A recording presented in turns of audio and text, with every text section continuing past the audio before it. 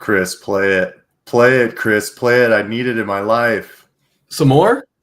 You didn't play it at all. I didn't hear it. I did play. Oh, no. They done did us dirty. Just give it to the people one time, man. It's what the people need. Come on, you can do it. I believe in you. Well, it's supposed to be playing. Let me try this again. Let me get this going. I'm gonna do that. I'm gonna do that. I'm gonna do that.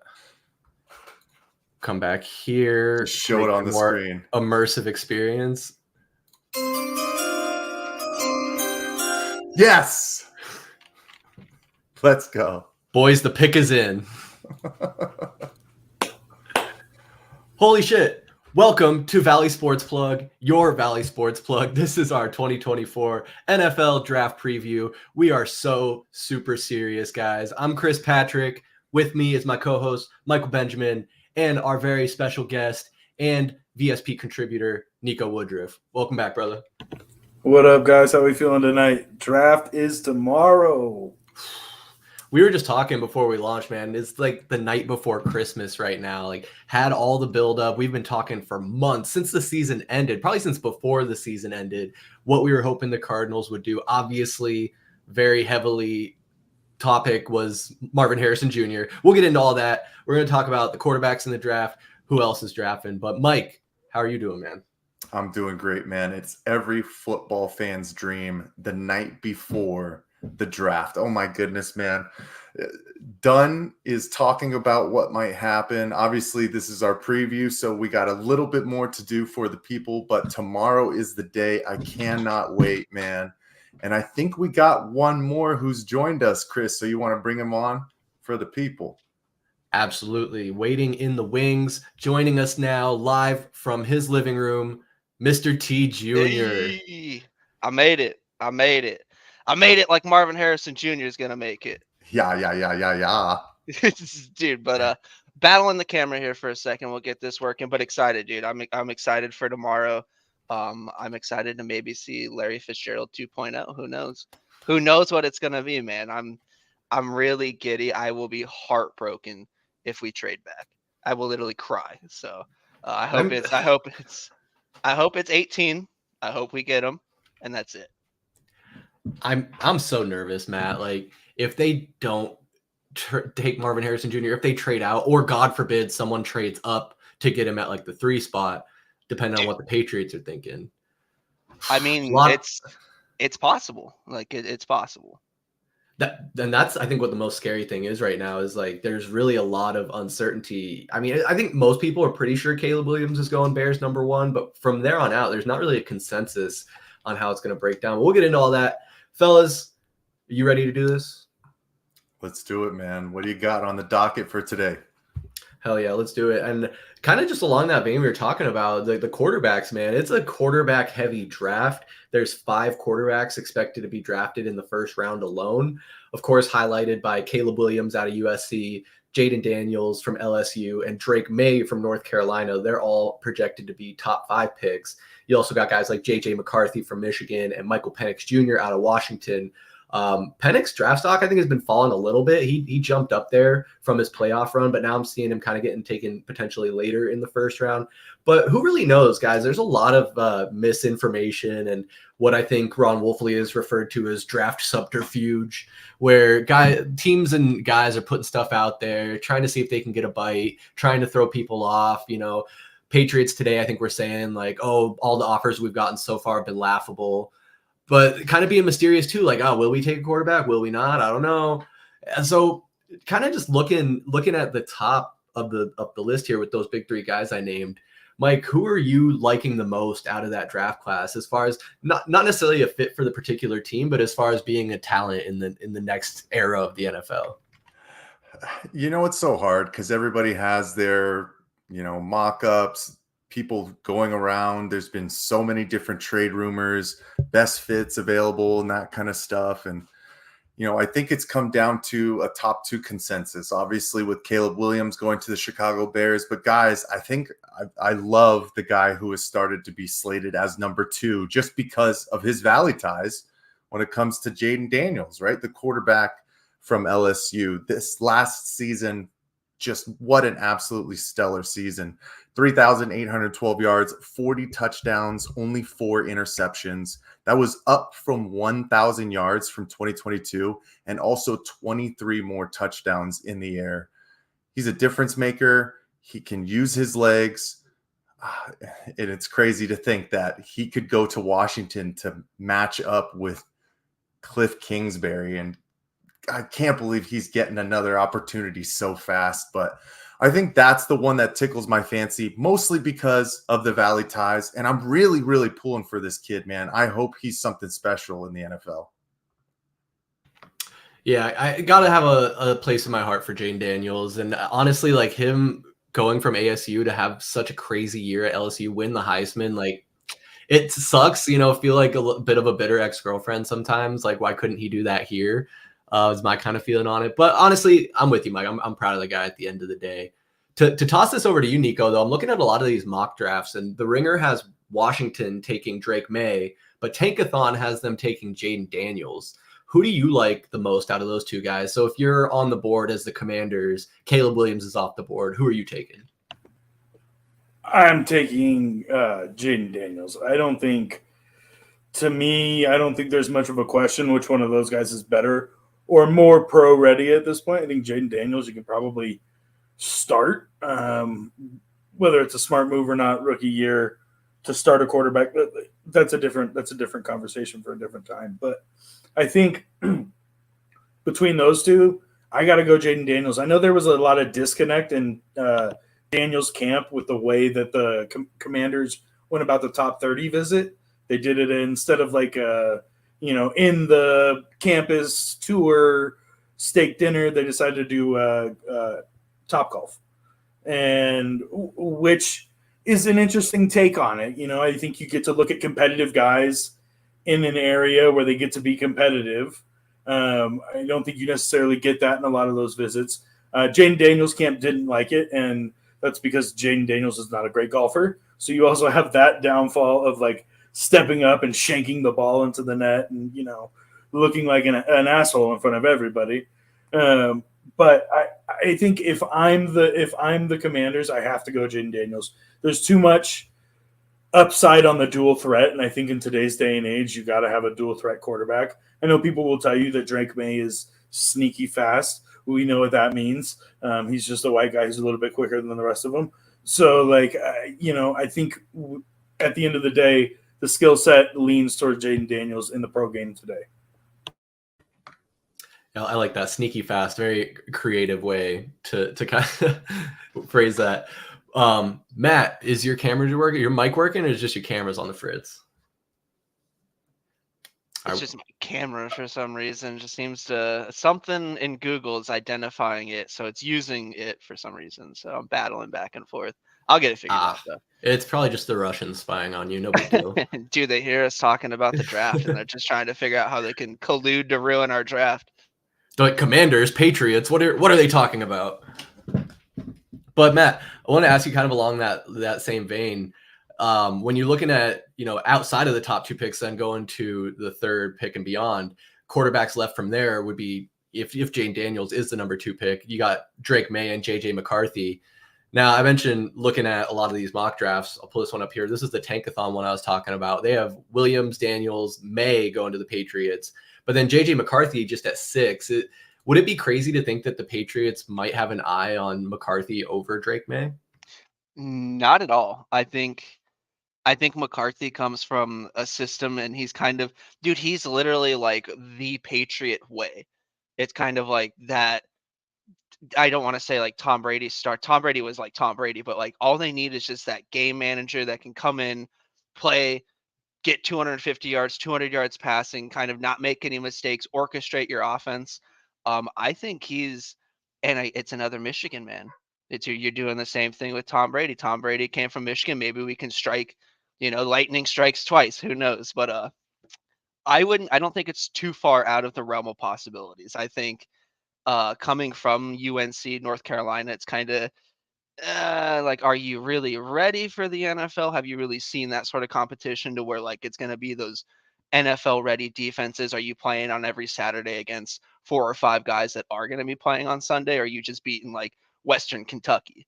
So it's kind of, are you really ready to make that step? Whereas we watched it with Michigan, they went through all last year with JJ McCarthy having to deal with the whole Harbaugh show of him being suspended, this, that, and you really watched him step up and become that leader. So I don't think it's too crazy. I think what the shocker is going to be where Bo Nix goes.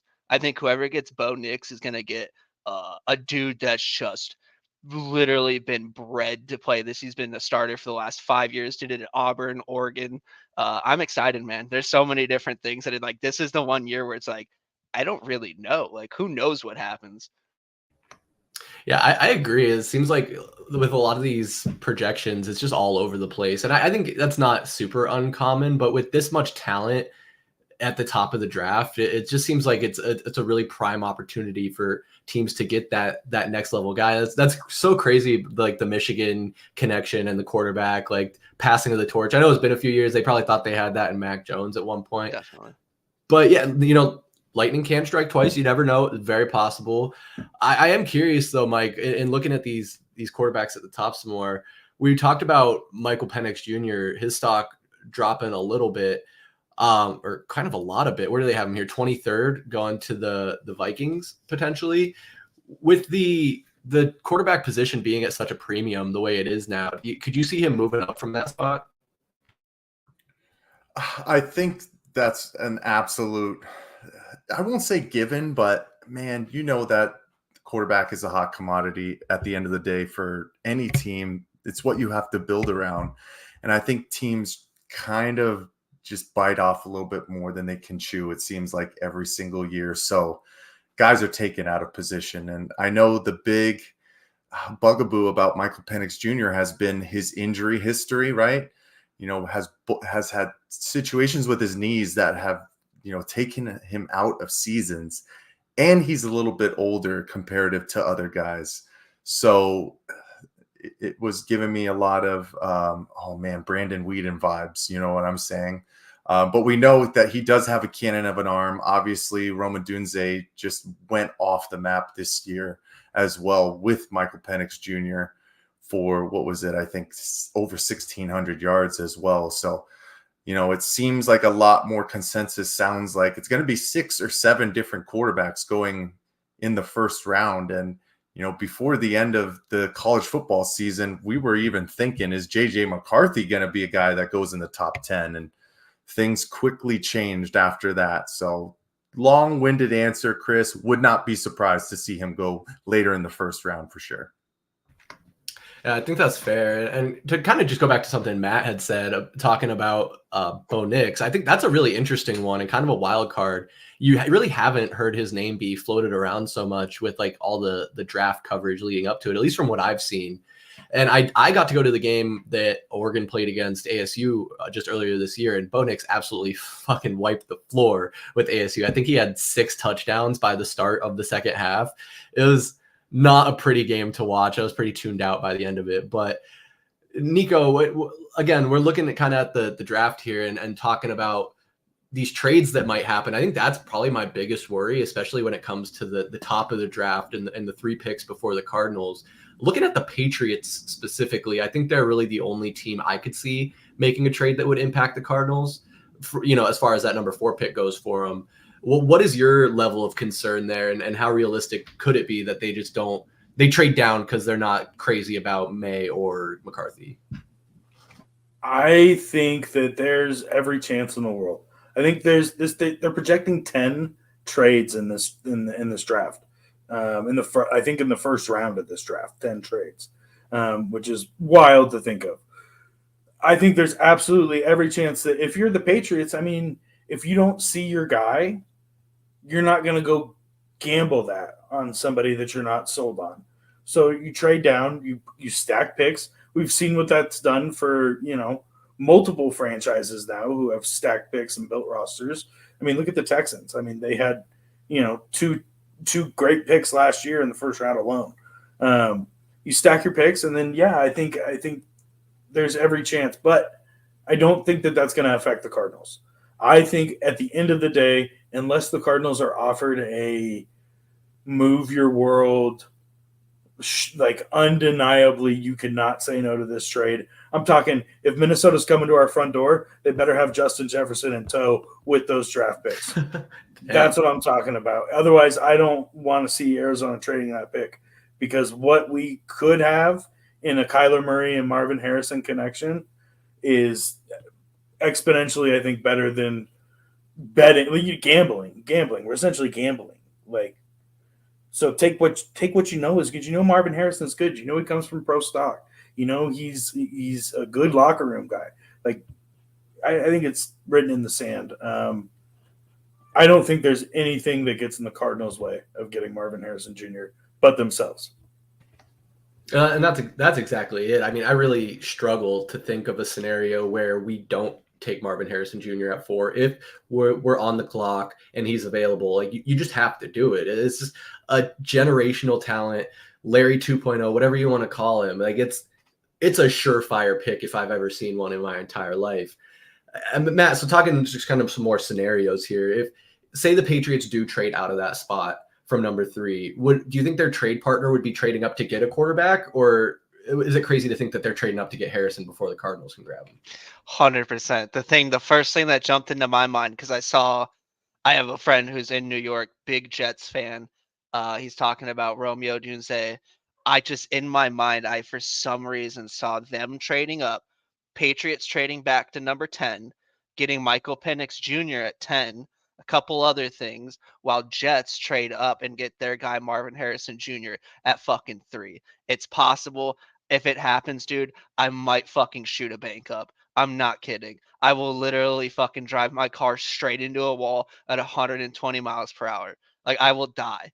The dude, do we need to like remind people who this guy's dad is? Like, do we need to like go back and look at Marvin Harrison's stats? Like, dude, I don't know, but it's possible. It's one of those things where like Niko was saying, there could be 10 plus, who knows how many trades there could be. I have no idea. I'm so nervous, dude. I feel like I'm waiting for a phone call about like somebody getting out of surgery in the hospital. And they're like, hey, the 4th pick is in. This is what it's just like, God, like those first 3 picks, dude, I don't think I can watch my TV. I don't think I'm watching it. Man, yeah, Matt, you just had a wave of anxiety flood over me just thinking about that scenario and how realistic it is, because they already have Aaron Rodgers. So if you pair him up with, what is it, Garrett Wilson? Garrett Wilson, yeah. I mean, they have him taking the kid out of Washington at 10. So like, it's not. I don't know. I would cry. I think you also have to look out for what I've heard rumors of is Indianapolis trying to slot themselves into that spot and take Marvin Harrison at 3. I don't know how much stock Indy has to give for that spot, but the Jets is terrifying, and Indy's honestly scary too, because why wouldn't he want to go play where his dad played? Yeah, I see that, but I also heard recently that Harrison wants to build his own legacy, and if he goes to the Colts, then he's really following in his father's footsteps even more, and then that comes with higher expectations. Obviously, the expectations are already high for Marvin Harrison. It's hard to imagine them getting any higher, but putting on a Colts uniform, I think, would have him potentially be more in his head than if he weren't otherwise. But I mean, Jim Irsay is not ruling it out, so I was literally just about to say the same thing. I'm not going to rule it out either. I'm not going to rule anything out. I mean, so Mike, I guess my brain working here, thinking about scenarios some more, as now that Matt's given me a fucking crisis. Do the Cardinals, say that some crazy situation happens, whether it's the Jets or someone else, they trade up to number 3, and maybe they do draft Harrison, or maybe they give the Cardinals a call and say, hey, do you want to now trade up to number 3? Give us your number 4 pick, your 27th, and maybe a few other pieces, and then you can get your guy, but we want to get, a good haul, and then they can go and get, one of the other wide receivers, Malik Neighbors or Rome Odunze. Is that maybe a potential in this crazy what if game we're playing?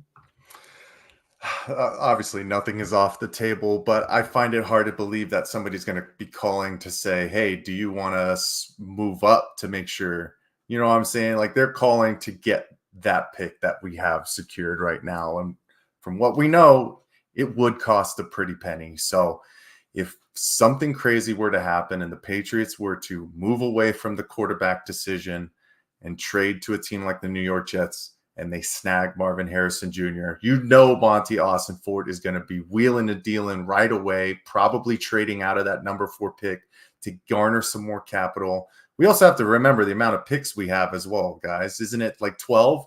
We're going to have to get off of some of this stuff, whether it be to move around within this draft or get some more capital for drafts in the future. But you'll have plenty to play with to move back just a little bit to get one of those 3 guys, because the biggest thing when it comes down to this Arizona Cardinals team right now, yes, guys, we know there are so many holes to fill with this team. Defensive back, we need to add more pressure coming off the edge. We did some of that within free agency, but you need to start building a lot of these positions through the draft so you can get lucky on some of them and you won't have to pay, difference makers for a couple of years. So they would be smart enough to move back and make sure that they get a wide receiver, because this is the room that is just an absolute dire need based off of the decisions that were made this offseason, right? From letting Marquise Hollywood Brown go, from trading away Rondale Moore. It is the biggest glaring need right now. But also, Chris, that's why, I don't know. Maybe I wouldn't be surprised if they did get crazy and move up to 3 to make sure that they get their guy. Because it sounds like they're really in love with Marvin Harrison Jr. So nothing's off the table, man. Yeah. Honestly, now you've given me a little more hope. I think it's totally realistic. And I think, honestly, the fan base has already bought in on Marvin Harrison Jr. It seems like he's got love for Arizona. He's been liking things on X and Instagram, I think, from what I've heard. But Niko, I know you said that you've really had your finger on the pulse of a lot of the coverage leading up to this draft so far. So I want to put you on the spot here and have you tell us who you think are going to be the top 5 picks in your order. All right, so I think number 1, pretty much set in stone, is going to be Caleb Williams. From everything I've heard coming out of Chicago, he went and hung out with the team. That's a big move. I think that the team got nothing but good feedback, or the organization got nothing but good feedback from the team. Got to be Caleb 1. I think number 2 is Jayden Daniels. I think number 3 is going to be I think it's going to be May. I don't think we're going to see a switch 1 through 3, honestly. I think the Patriots will flirt with it, but I think they're going to pick Drake May at the end of the day. I think the Cardinals select 4, being Marvin Harrison Jr., obviously. And I think 5 is honestly, I think 5 you might see a trade for J.J. McCarthy. And that's what I'm going to throw out as my top 5. And I think that trade might be coming from, believe it or not, Los Angeles, being the Chargers. I like that. You added a trade in there, spices it up a little bit. I do think we're going to see a trade. Definitely. If not within the top 5, definitely in the top 10. We got BM Intel. Roman, what's up? MFC, I thought you was a Steelers fan. Roman, okay. You're making me address this. You're making me address this. I am also a Steelers fan. I got little JJ here. I got a lot of love for my team. As you know, family's from Pittsburgh, raised to be a Steelers fan. But as I've matured and grown, oh, this is Elijah. Oh my goodness. Of course it is. My bad. Elijah, what up? That was your brother's PlayStation handle for so long and social media. So I think I get a pass. Regardless, yes, Steelers fan I am. But in my age now, where I'm at in my life, I would say I'm more of a Cardinals fan. Definitely follow them a lot closer. But Elijah, I'm not here to explain myself to you. So we're going to keep it pushing. Guys, now that Elijah's thrown me off, we were just talking about Niko's top 5, the trades. Matt, is that a fair assessment? Do you agree, or anything you would switch up there? No, I think he's spot on with 1 through 3. 4 is going to be us taking Marvin Harrison. And then 5, I think it's going to be something where it's going to be like, wait, what? Like 5 is going to be that one pick where we're like, oh, him. or it'd be like Brock Bowers or something where we're like, oh snap, like dang, like they went and got like whoever. 5 might be the one too where the Jets trade up and get the kid out of LSU, Napers, or was that his name? The other stud where everyone's like Marvin Harrison's 1A, he's 1B. Like it could be that. It could be the trade for JJ where the Chargers come and you match up. Like that'd be badass. That'd be really cool to see him go and go play with Harbaugh again. But yeah, that might be the pick to where it kind of switches everything for us to where we're like, oh, that guy or anything like that. Well, that's going to be the pick that sets the tone for the draft because, I mean, I think if you look at it, everything else is not like a given, but like we are more comfortable stating 1 through 4 than we are giving you a 5. And I think that number 5 is going to be, it's going to be, oh shit. And then you're going to see trade after trade after trade after trade after trade of teams going, now I got to go get my guy because so-and-so is in a prime position. They need Joel. I think you're going to see New York make movement. It's going to be fun after 5.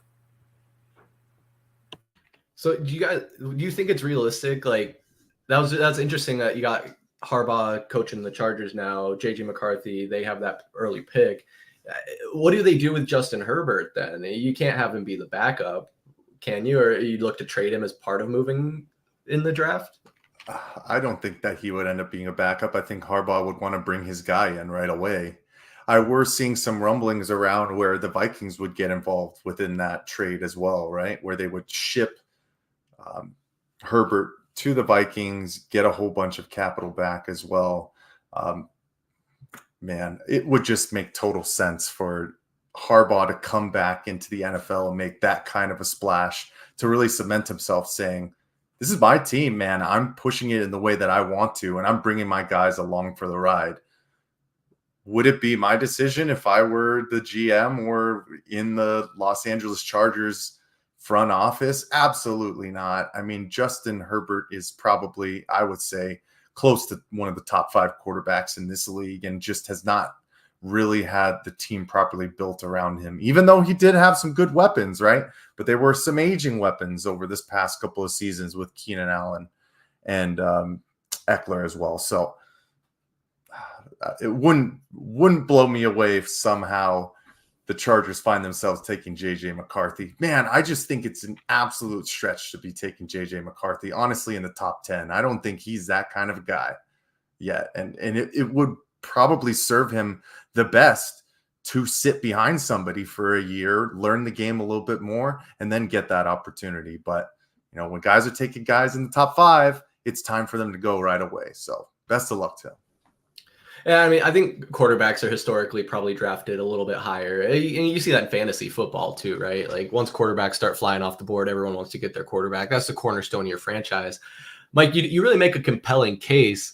But I do think, like, if this draft was happening last year, then I would say, yeah, don't take JJ McCarthy. You need a more proven commodity right now. But since the Chargers just had a pretty awful season, you got to think having maybe not a rebuild year, but a little bit of a reset. Harbaugh's in there, bring in a guy that's already familiar with his coaching style and playing under him. Obviously, I'd imagine it'd be a different offense, going from college to the NFL, but I'm sure they could mix in some things that McCarthy was familiar with seeing and have it be a more smooth transition over him going to another team, picking up a whole NFL style offense from scratch. And I don't know, Matt, maybe you could speak on this. I haven't followed Michigan. Do they run a more pro style offense or is it kind of more college based? It's an interesting one. He was definitely more of like I hate the game manager. Like he wasn't this crazy like go throw 350 yards, 4 touchdowns, like I'm the dude, like I'm him. Like that wasn't him. Like he wasn't that. It was more like, Blake the Great, like Blake Corum show, like definitely more. But when you needed him to do stuff and like you kind of needed him to step up, he could step up. He was a great leader as far as that. You saw that in the last year, but like as far as it being a pro system, like in some aspects, yeah, but like I off the top of my head don't really have like these plays where I'm like, oh dude, I remember him bombing at 55 yards or like there was never these like flat, like I watched his pro tape, like his like workouts and stuff, and he had some awesome passes where I was like, oh shit, like he can still, but yeah, there wasn't, I don't think I could pin it on anything. I mean, obviously with Harbaugh as your coach, you definitely run a different system. I wouldn't call it pro or college, but it's like Harbaugh's system. It's like this is kind of his thing, and he's gonna go out there in his cleats and his khakis and play catch with you and, and that type of stuff. So yeah, I don't know. I kind of agree with Mike. I don't think he's ready. I'd like to see him. I'd like to see like the Giants draft him, like him go sit behind Daniel Jones for a year and then them be like, hey, Daniel, like this is your year. Like either you're gonna be worth the 40 million we're giving you, or we're gonna go with him. So, but yeah, I wouldn't say it was like a pro style to where it's like plug and play. JJ's in there week 3. We're rocking and rolling.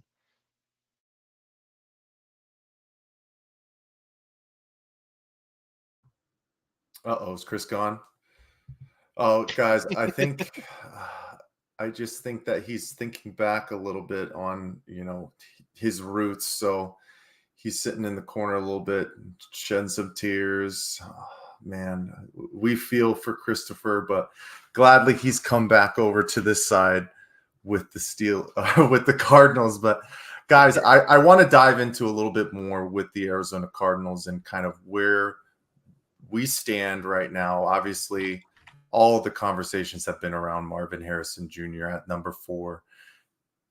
I'll just ask you guys this simple question. Is it Marvin Harrison Jr. or bust at this point for the fan base? Do you think that we have fallen in love with this guy that much that we're really going to feel some type of way if we're not able to get him? And I'll just open up the floor to anybody who wants to jump on that. Yeah, I'll tell you 100%. It will be not good if we do not end up with Marvin Harrison Jr. All the moves that we've done all offseason are pointing towards we're drafting MHJ. And if that man does not land in Arizona, you are going to have a pissed off fan base. And I mean, look, I just don't think that there's any way out for the Cardinals without Marvin Harrison Jr. as their pick. I think the fans will not be pleased whatsoever.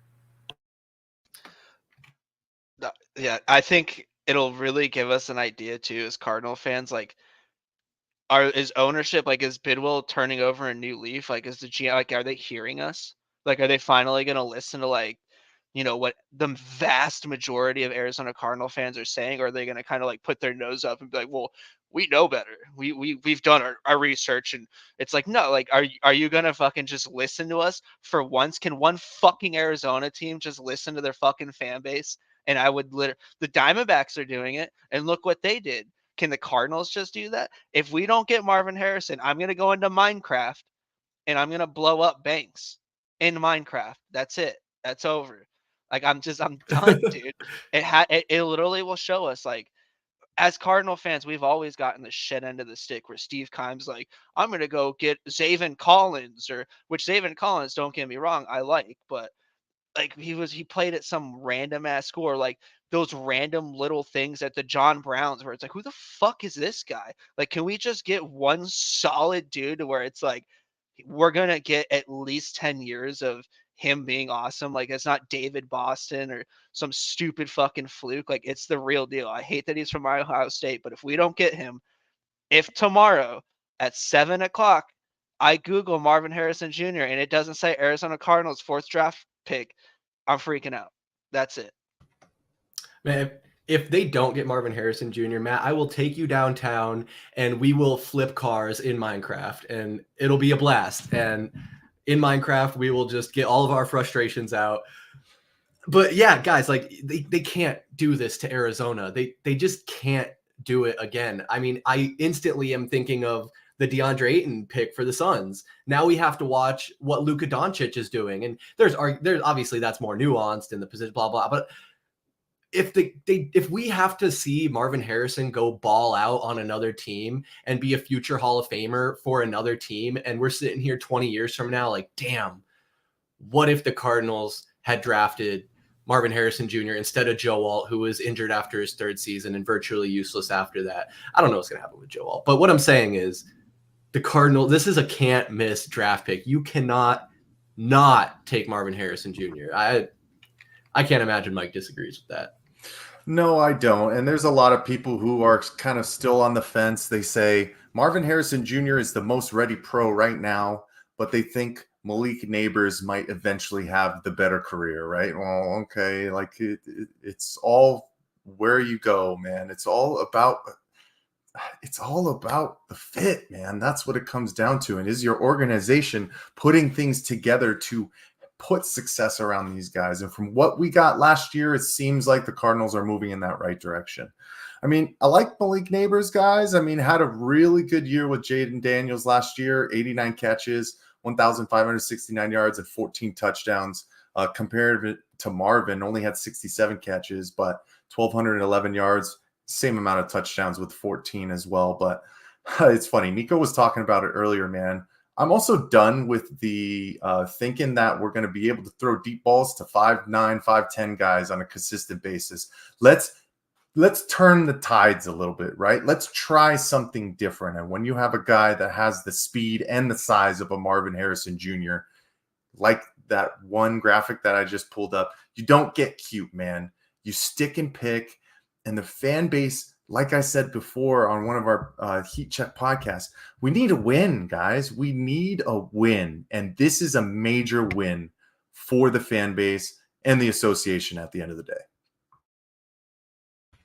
Couldn't agree more. I mean, I hate to even ask, but is there any scenario in the world where the Cardinals are on the board with the 4th pick and trade? I know, Niko, you kind of said like they would need Justin Jefferson and the whole bank before Matt gets there, but what if any scenario could you see outside of that where they trade out? None. Not you can't. Like you just at this point you can't. Your decision's made. He loves you, you love him. Accept each other's love and go into holy matrimony. Don't get your cold feet. Don't do your classic Cardinals bullshit where we try to get cheeky and we're like, well, we could get 4 wide receivers for the cost of 1. They're all out of, BC, but that's fine because Boston College is a prominent football school still. Like, don't do this to me. Don't do this to me. There's no way in hell.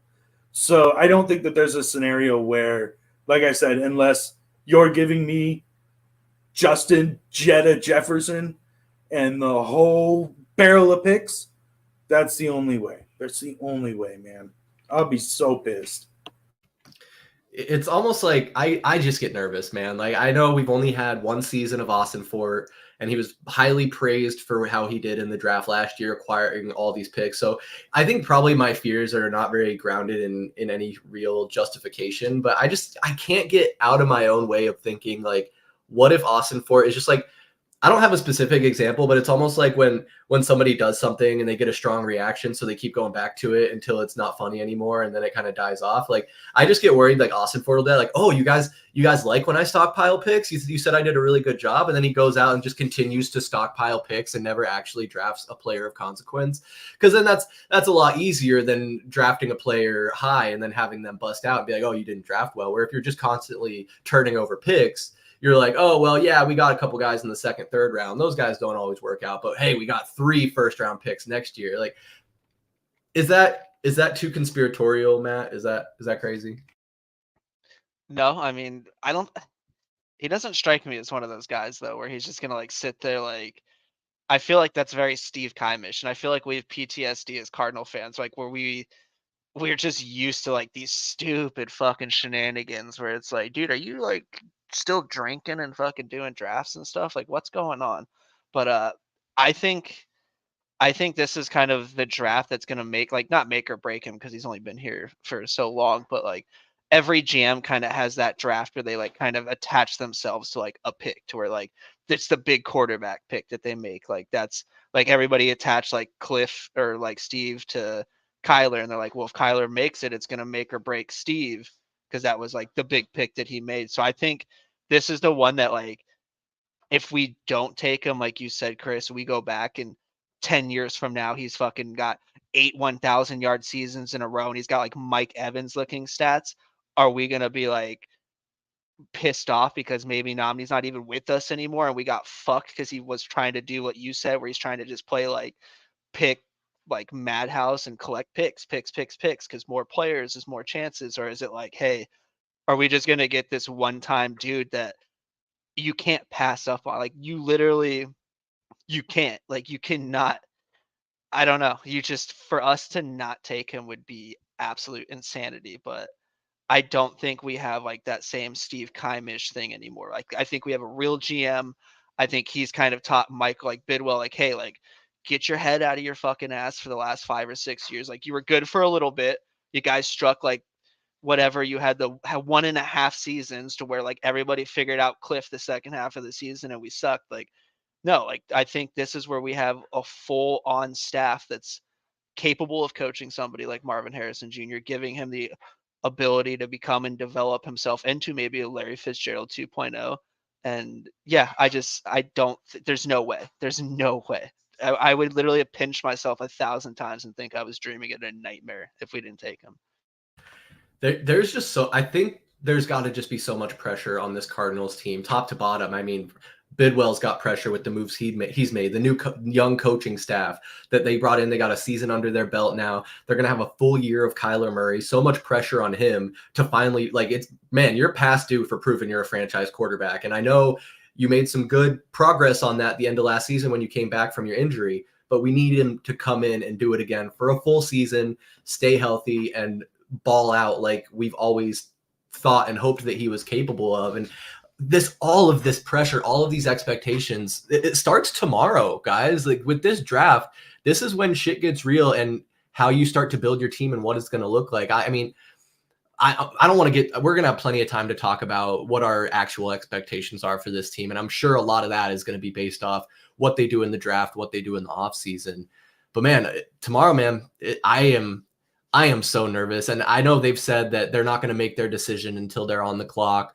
They're saying stuff like, oh, we'll be more than happy to take Marvin Harrison Jr. at 4th. And it gives me so much anxiety because I know that they can't just come out and be like, we're going to take Marvin Harrison Jr. for sure. If he's there at 4, he's ours. Like, I know from whatever, like I said, the subterfuge, the misdirection, whatever, keeping their options open, whatever they got to label it. They can't just come out and say that. I know it.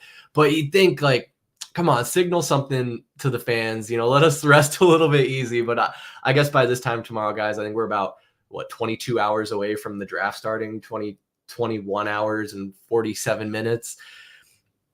I'm just nervous. I'm nervous. But we keep talking so much about the top of the draft. We forget that the Cardinals also have that second pick in the first round at number 27.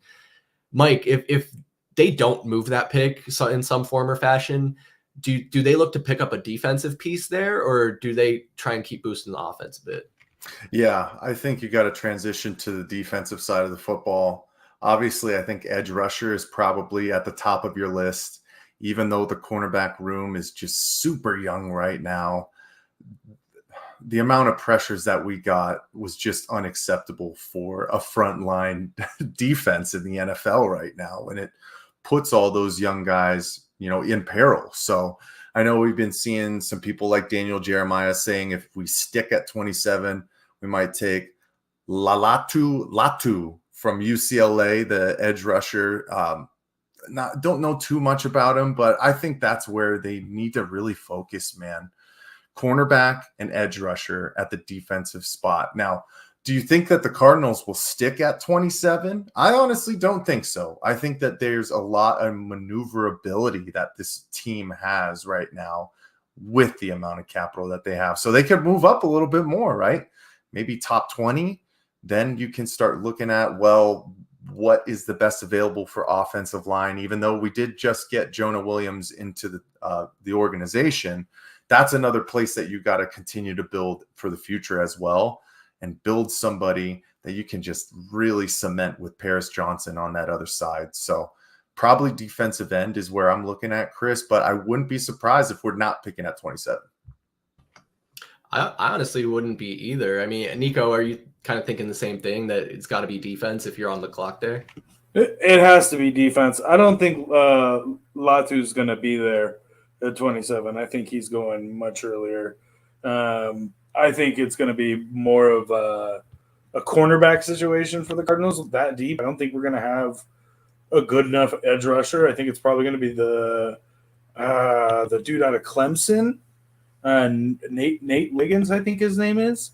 That's what the rumblings that I've kind of heard. I don't know.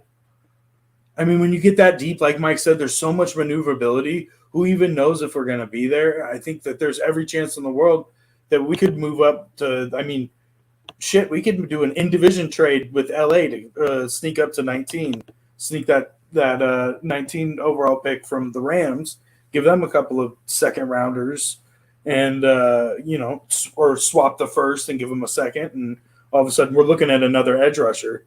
But yeah, I think it has to be defense. And I think Mike's right. I think it has to be on the edge or it has to be at the corner position, one or the other. Yeah, and before Matt goes, I mean, I know a lot of people really love Kool-Aid McKinstry as well. He could slide a little bit further back.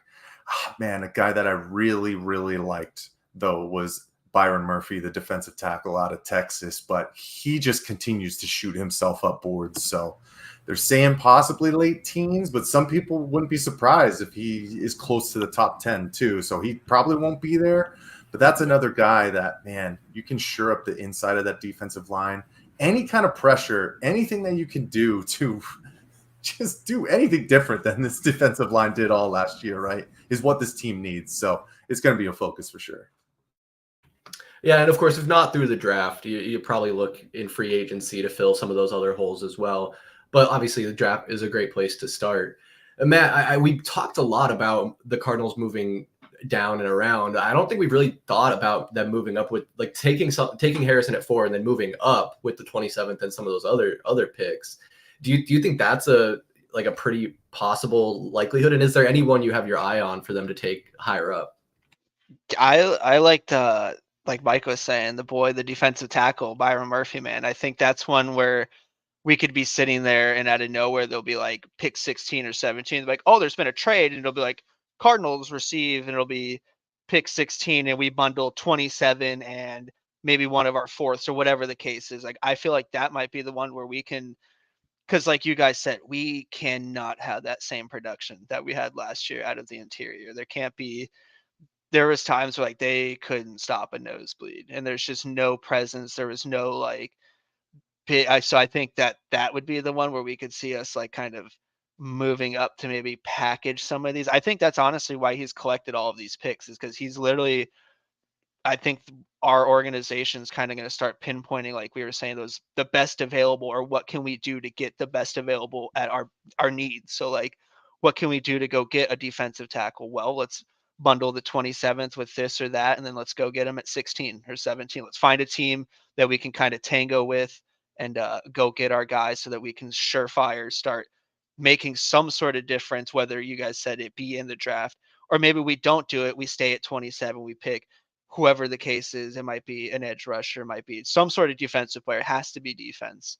If they go Marvin Harrison, they give Kyler that tool. It's like, all right, cool. You got somebody to really throw to that's super talented, that should be able to get open. Let's kind of focus more on the defense side. So I could see us moving up. I think we could move up to like a 16, 17 and grab somebody that's just a big body that's kind of just can mess some stuff up in the middle.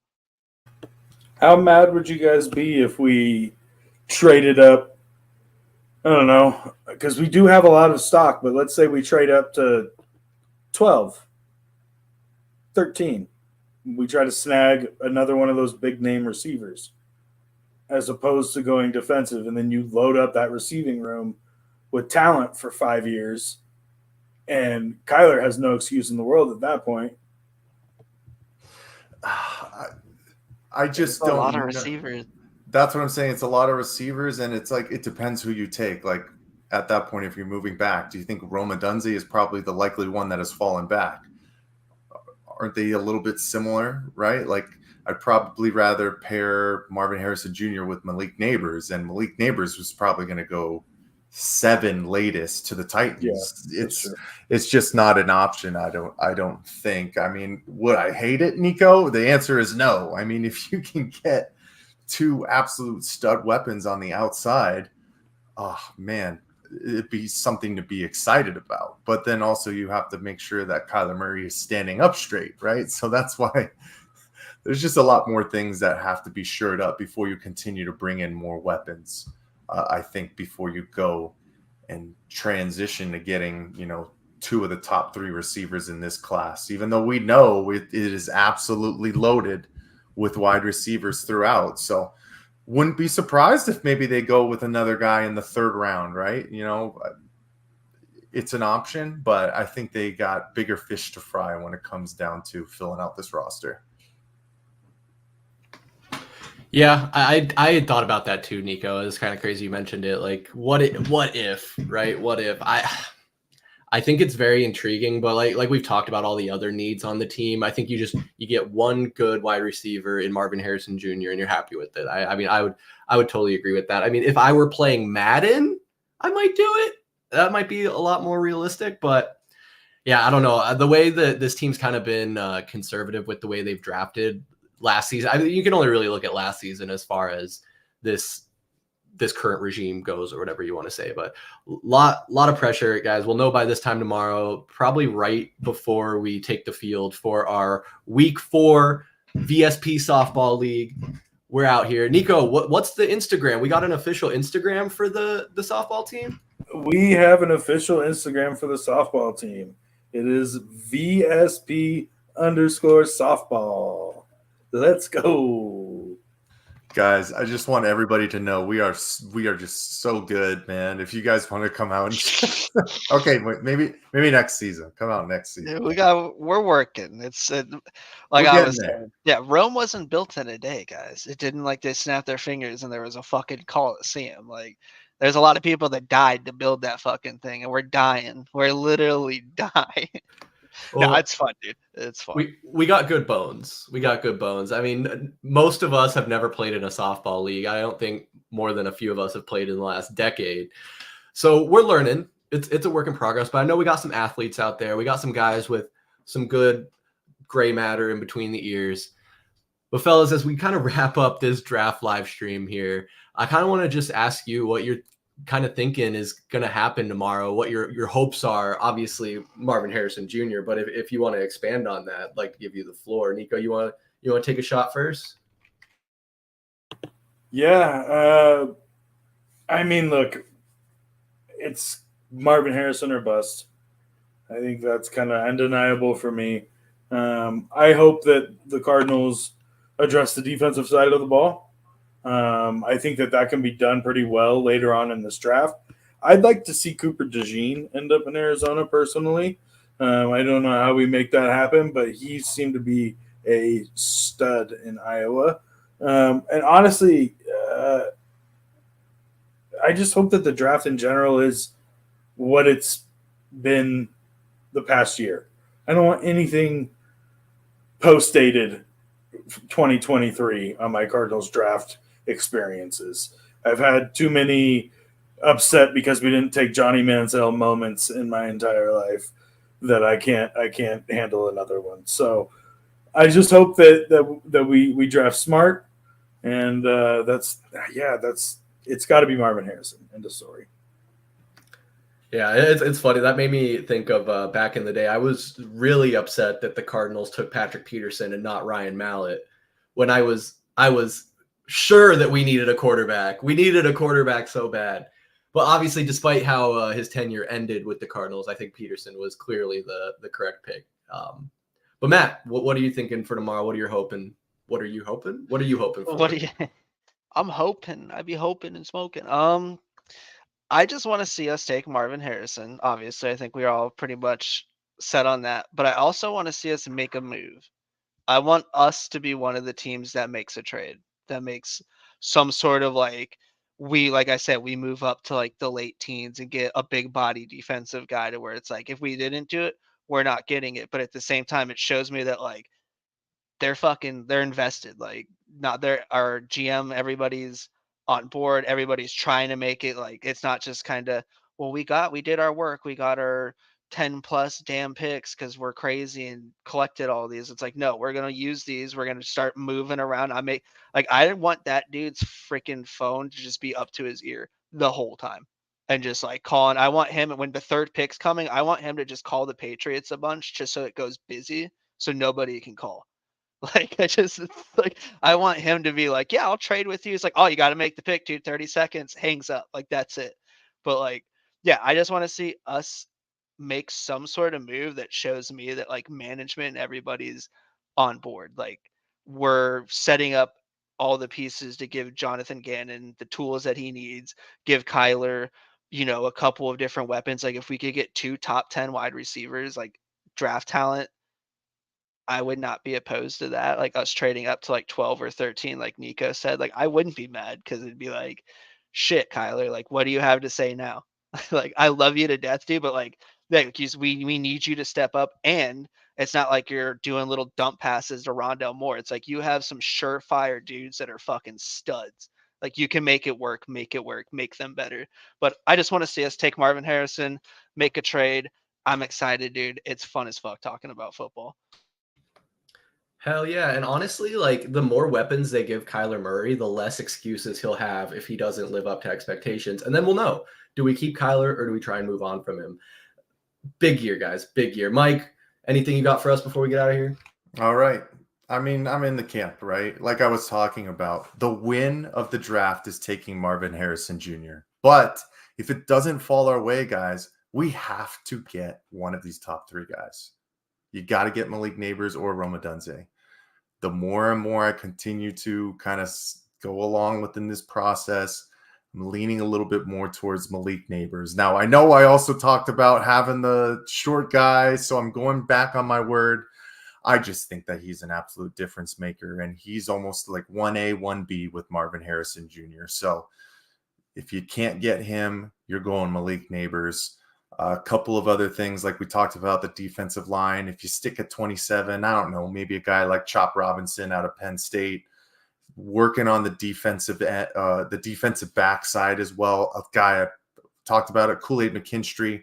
That's my number 1 guy. I really hope that he finds his way to Arizona. But I don't know, another guy maybe like TJ Tampa out of Iowa State, as well as working on that offensive line. You just need to continue to grow these positions out, guys, because we need to give a lot of these young guys opportunities to grow and see if that they could take a hold of it. Because remember, we're going to get to talking about our season predictions in a couple of months, but I don't know how heavy I am in regard to thinking that this team is ready to make a playoff push just yet. But we got to be on that cusp, and it starts with what we do in the draft. So I'll throw it out there, guys. One of my taglines. I'm chomping at the bit for tomorrow, baby. Let's get it going.